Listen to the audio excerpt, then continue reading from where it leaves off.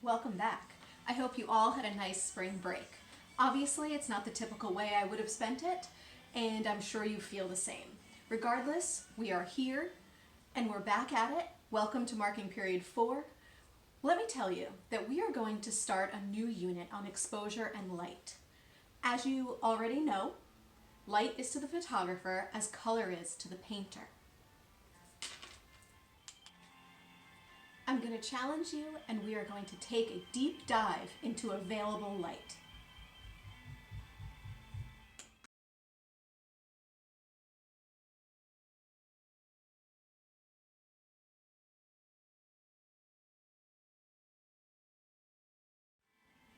By definition, available light is any light source that the photographer did not plan or introduce for in their photograph.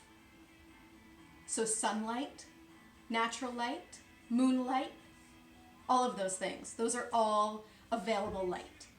So as for subject matter, we're going to start with an exercise in observation.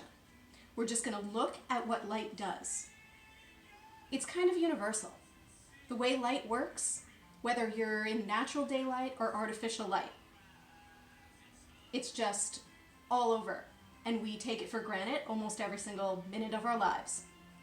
You're going to train your eye to react to the surroundings you have in the environment in which you have it.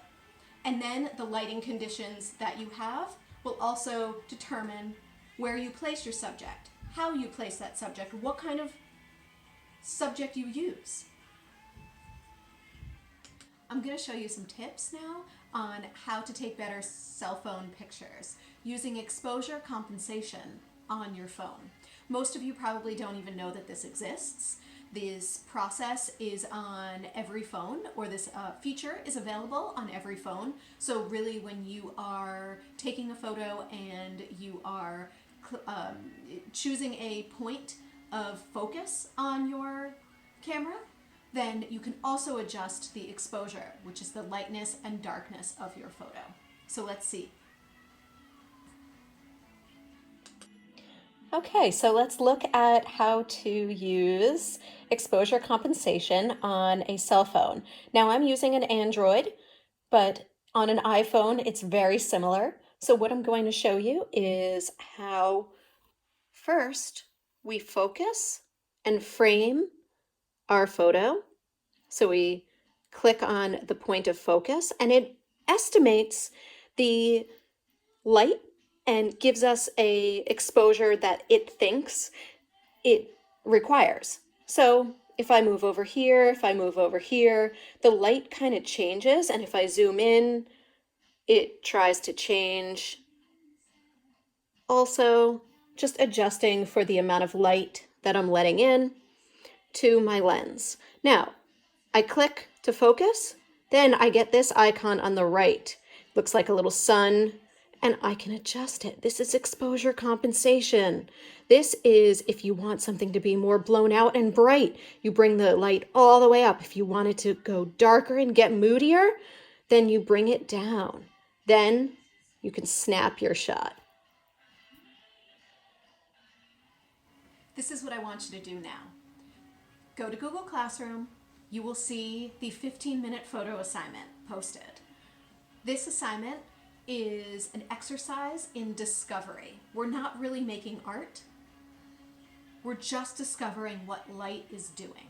And understanding what light is going to do at certain times of the day based on the environment in which you're in is going to give you a much more time-saving activity. Once you get an idea in mind, understanding what light is going to do at specific times is going to help you. Time of day matters, light matters. Flash does not make for good photography. Only you can decide what kind of light is best for you. I want you to read through the assignment thoroughly before beginning and take note of the light in your surrounding area for more impact in your photography. You're required to take 10 photos from your observation of light. Remember, this is an exercise, so have fun and email me with any questions you might have. Another thing that you might want to do when you're working with your cell phone is you might want to go to your settings and make sure that your flash is off, your HDR mode is off, your motion is off.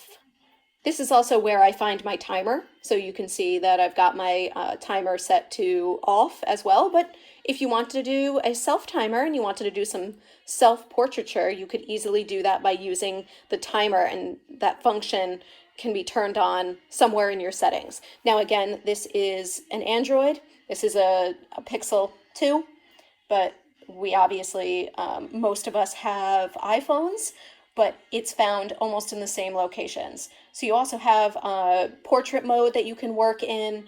I also have a feature called Night Sight.